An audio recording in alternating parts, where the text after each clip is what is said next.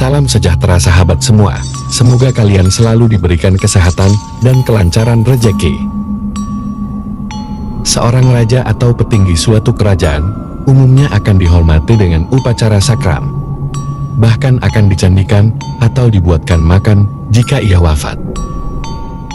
Namun di Indonesia, dipercaya ada petinggi dan raja yang menghilang tanpa jejak, padahal nama dan kebesaran mereka begitu terkenal. Dalam ajaran Hindu, dikenal istilah moksha, yaitu sebuah tujuan akhir hidup yang sempurna untuk melepaskan diri dari ikatan duniawi dan menyatu dengan Tuhan, tanpa pernah lagi mengalami siklus reinkarnasi.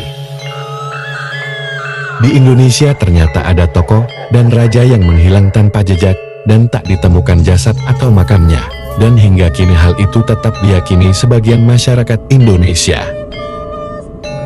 Berikut ini beberapa petinggi kerajaan dan raja yang menghilang tanpa jejak, yang makam atau jasadnya tidak pernah ditemukan.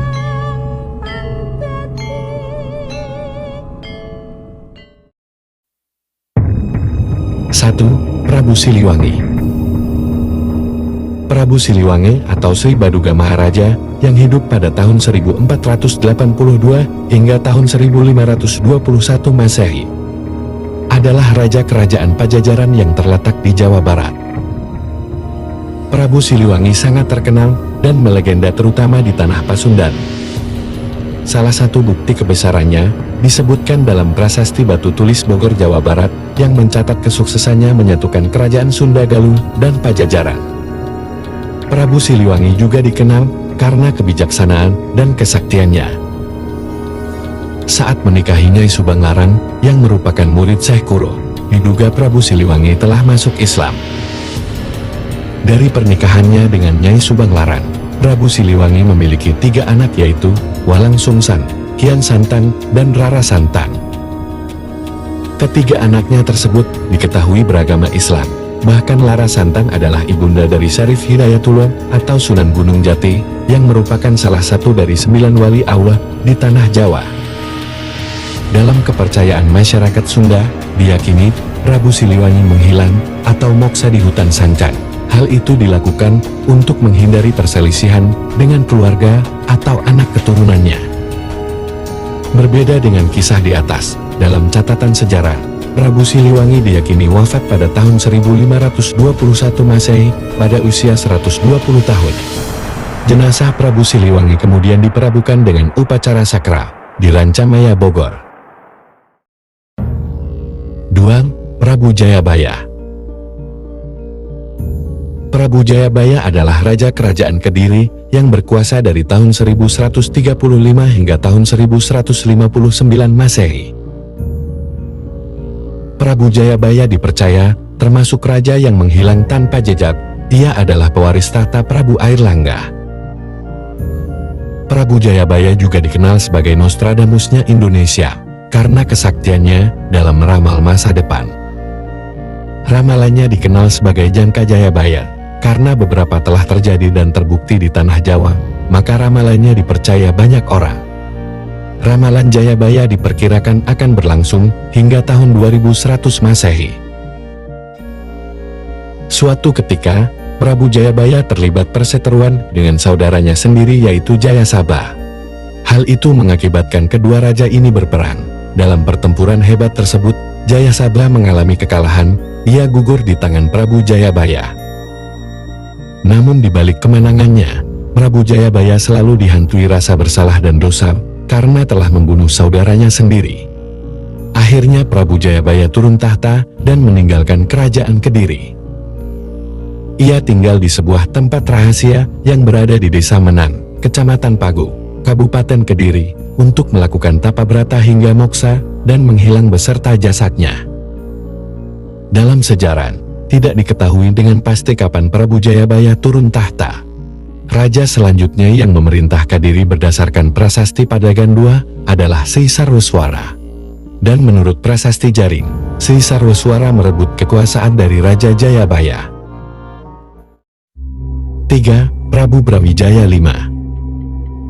Raja yang menghilang tanpa jejak berikutnya adalah Brekertabumi yang bergelar Brawijaya V. Brawijaya V berkuasa di Kerajaan Majapahit dari tahun 1468 hingga tahun 1478 Masehi. Pada masa itu, penyebaran agama Islam berkembang pesat di daerah pesisir Pulau Jawa. Salah satu keturunan langsung Brawijaya V adalah Raden Pata, pendiri Kesultanan Islam Demak Bintoro. Terdapat banyak versi cerita menghilangnya Prabu Brawijaya. Salah satunya mengisahkan keruntuhan Kerajaan Majapahit diakibatkan serangan Kesultanan Islam Demak Bintoro yang merupakan putranya sendiri. Akibatnya Raja Brawijaya V bersama abdi setianya Sabdopalon terpaksa melarikan diri ke Gunung Lawu. Setelah sampai di Gunung Lawu mereka berpisah. Sabdopalon mengasingkan diri ke Hargo Dumiling, sedangkan sang raja menghilang moksa di sebuah tempat di Gunung Lawu yang dinamai Hargo Dalam. Berbeda dengan kisah di atas, sumber sejarah yaitu Prasasti Jiyo dan Prasasti Peta yang dibuat tahun 1474 Masehi oleh Raja Girindrawardhana menyebutkan, Raja Brawijaya digulingkan oleh sepupunya sendiri, yaitu Girindrawardhana atau Dyahrana Wijaya Adipati Kediri. Ia wafat pada tahun 1478 dan dimakamkan di Trowulan Mojokerto, dekat makam Putri Campo istrinya. 4. Gajah Mada. Gajah Mada adalah seorang Mahapatih Kerajaan Majapahit. Ia sangat terkenal karena Sumpah Palapa yang mengadopsi konsep Dwipantara, yaitu konsep penyatuan Nusantara oleh Raja Kertanegara pada masa pemerintahan Singosari, yang dikenal dengan Cakrawala Mandala Dwipantara. Untuk mengetahui lebih jauh kisah berdirinya Majapahit dan runtuhnya Singasari, silahkan kunjungi link di deskripsi video ini. Walau bukan seorang raja, tetapi Gajah Mada memiliki wewenang yang hampir menyamai seorang raja. Dalam kepemimpinannya, Majapahit menjadi kerajaan yang wilayahnya melebihi wilayah Indonesia saat ini, namun tidak termasuk wilayah Kerajaan Sunda yang berdaulat dan tidak dapat ditaklukkan Majapahit. Karena menyangkut Sumpah Palapa yang telah diucapkannya, maka Gajah Mada bersiasat agar Kerajaan Sunda Galuh yang dipimpin Prabu Maharaja Linggabuana dapat ditaklukkan tanpa peperangan. Maka Gajah Mada memanfaatkan peristiwa pernikahan Raja Majapahit Hayam Wuruk dengan Dyah Pitaloka putri Kerajaan Sunda Galuh untuk menekan Kerajaan Sunda. Dalam diplomasinya, Gajah Mada meminta Maharaja Linggabuana untuk menyerahkan putrinya sebagai simbol pengakuan pada Kerajaan Majapahit. Permintaan itu jelas merupakan penghinaan kepada Kerajaan Sunda yang berdaulat. Hingga terjadilah tragedi Perang Bubat yang menewaskan seluruh rombongan Sunda, termasuk sang raja dan putrinya Dyah Pitaloka. Akibat tragedi itu, Prabu Hayam Wuruk menjadi nelangsa. Gajah Mada yang dipersalahkan karena mendahului keputusan raja, kemudian mengundurkan diri sebagai Mahapatih.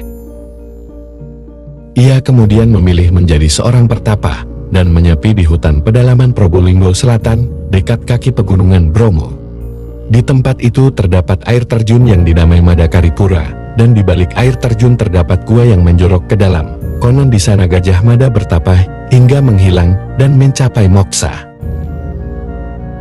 Berbeda dengan cerita tutur di atas, sumber sejarah Kitab Kakawin Nagara Kertagama menyebutkan, Mahapatih Gajah Mada meninggal dunia akibat sakit di tahun 1286 Saka atau sekitar tahun 1364 Masehi. Peristiwa ini terjadi setelah tak lama Prabu Hayam Wuruk menjenguk dirinya di Madakaripura. Sahabat semua, mungkin daerah lain di Indonesia juga memiliki kisah tentang raja yang menghilang tanpa jejak. Silahkan tulis pendapat kalian di kolom komentar mengenai kisah di atas. Terima kasih sudah menonton sampai akhir. Semoga bermanfaat.